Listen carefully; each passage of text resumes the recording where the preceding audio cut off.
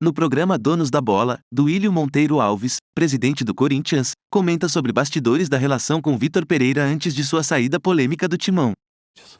Veloso. Muito bom.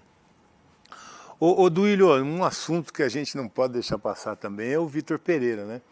Essa saída dele do Corinthians, depois de falar que não trabalharia no Brasil, que ia embora para Portugal e que não trabalharia, não sei se ele chegou a falar que não trabalharia em outro clube aqui no país, não me recordo agora.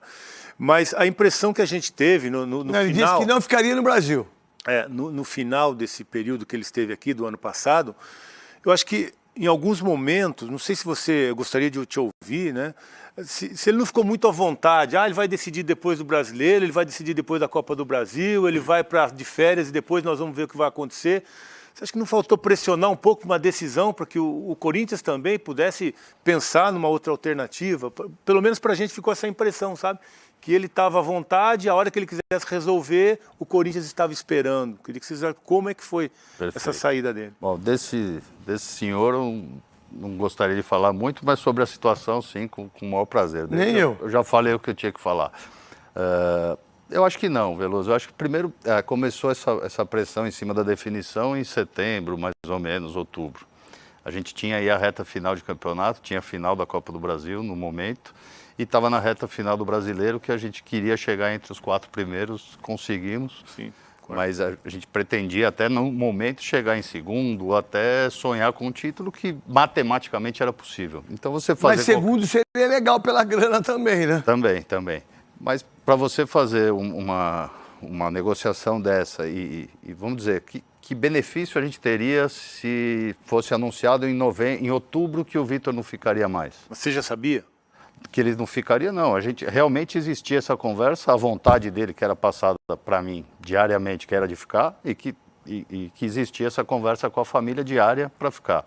Mas independente disso, nós não entendemos ser melhor pressioná-lo, porque uma resposta naquele momento, vocês jogaram bola, sabem como é, existia uma relação diferente do que é uma relação dos treinadores, vamos dizer, brasileiros, a forma de trabalhar com os jogadores, então era uma relação um pouco mais fria, né, que os europeus têm normalmente com os atletas, e a nossa preocupação era, a partir do momento que você falasse, o Vitor não fica, não sei qual seria a reação dos jogadores, se iam entregar o que poderiam entregar, se o empenho ia ser uma estratégia sua, então? De esperar, exato. Lógico. E outra, nós queríamos mantê-lo. A nossa ideia era que ele ficasse justamente pelo que eu falei há pouco, de continuidade de trabalho, de você ter uma manutenção de um trabalho que vinha sendo bem feito dentro de campo. Fez um bom trabalho. E a gente acreditava que se ele ficasse esse ano, a gente teria tudo para ter um ano melhor ainda do que foi o ano passado. Então, ele falou para você? A pressão em cima dele, de resolve agora, seria uma resposta negativa que ia nos atrapalhar no dia a dia e que também não era o que a gente queria ouvir.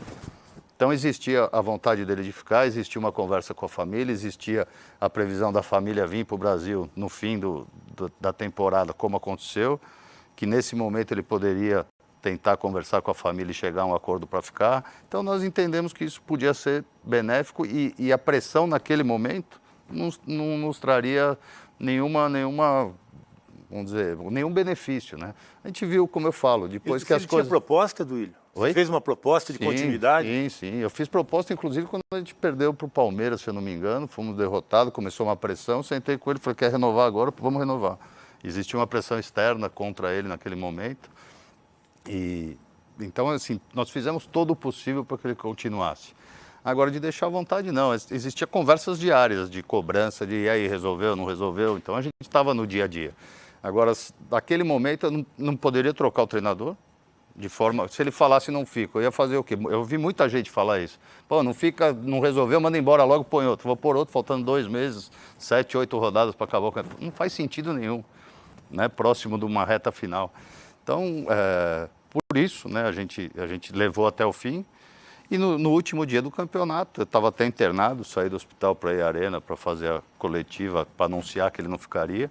Saí para conversar com ele deu a decisão que não ficaria. Naquele dia nós terminamos e começamos a trabalhar já pensando no ano seguinte. Isso era 13 de novembro. Então, quer dizer, esse ano até isso nos beneficiava de não cobrar uma resposta tão rápida.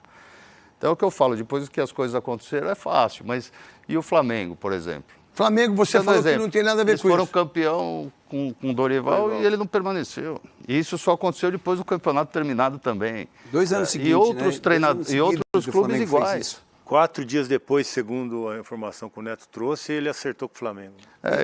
Eu escutava algumas coisas, mas eu também estava afastado. E com o Dorival Júnior, eu liguei pro Pica-Pau. Porque o Pica-Pau é amigo meu, do meu irmão, da minha mãe. Pica-Pau é o Dorival Júnior. Eu falei, ô Júnior, o que tá acontecendo, irmão? Dificilmente eu ligo, férias, incomodar o cara. Aí ele falou, ó, Neto, me congelaram aqui, velho. Tava tudo Certo, tudo resolvido e pararam de falar comigo. Faz um mês que não falam comigo. Falei, ô Júnior, então esquece, meu irmão. É balão, velho. Você tá fora. Os caras vão... Aí, deu o Judas aí, né? Deu o cara que foi indelicado com o Marco Belo. Bota aí ele com o Marco Belo aí. A informação que a gente tem é que a sua esposa quer que você vá e você quer ficar. A minha pergunta é, quem manda na sua casa, você ou sua esposa? Meu amigo, eu, como sou mais educado, porque tenho mais educação que o senhor, não vou responder. Como eu sou mais educado que o senhor, não lhe vou responder. Percebe? Como eu sou mais educado que o senhor, os meus pais, felizmente, deram uma educação e não vou responder. Entende? É mal educado. O senhor é mal educado. Foi mal educado. Está-se a meter num assunto que não tem a ver com futebol. Portanto, o senhor foi mal educado. Não responde nem uma palavra. O respeito que você teve por mim é o respeito que eu tenho por o senhor. Seguinte, o respeito que eu tenho por Marco Belo continua inabalado. O respeito por ele, que muitas vezes o Duílio sabe disso, eu conversava muito com ele aí, né? O Veloso sabe disso, que eu sempre falo para uma pessoa aquilo que eu vou fazer. Para ninguém achar que a gente é o dono da verdade e ninguém saber o que a gente está fazendo, né? Agora, aí tá. As pessoas sabem quem são boas, quem são ruins, e que, por sinal, quem foi bom foi ele, o Duílio. Quem foi honesto, quem pensou no clube, quem pensou nos jogadores, quem pensou no próprio, esse rapaz aí, que eu também não falo mais o nome, foi tudo o Duílio. O Duílio foi muito mais amigo dele. O Duílio foi irmão dele. E ficaram amigos, coisa que isso não tem mais, e nem comigo. Agora ele é passado pro Corinthians. Se o Flamengo contratou, o Flamengo não deu bote no Corinthians. O Flamengo, pelo menos esse é o meu entendimento, no seu Duílio. O Flamengo contratou um treinador que a gente tinha anunciado que não ficaria, não tem nada a ver com a história. Então, o Flamengo não tem nada a ver com isso. Agora, o Corinthians pensou rapidamente, aí foi o Duílio, a aposta dele, do Roberto e do Alessandro, em relação ao Lázaro, filho do Zé Maria, menino que está há muitos anos aí e que, diga-se de passagem, se tomar conta no vestiário, se chegar forte, se for para cima, tem tudo para dia 15 já começar muito bem, que, por sinal, tem campeonato carioca. Timão Notícias é um canal voltado para deixá-lo informado sobre o Coringão. Para manter-se atualizado, inscreva-se no canal, deixe seu like e compartilhe com outros do bando de loucos.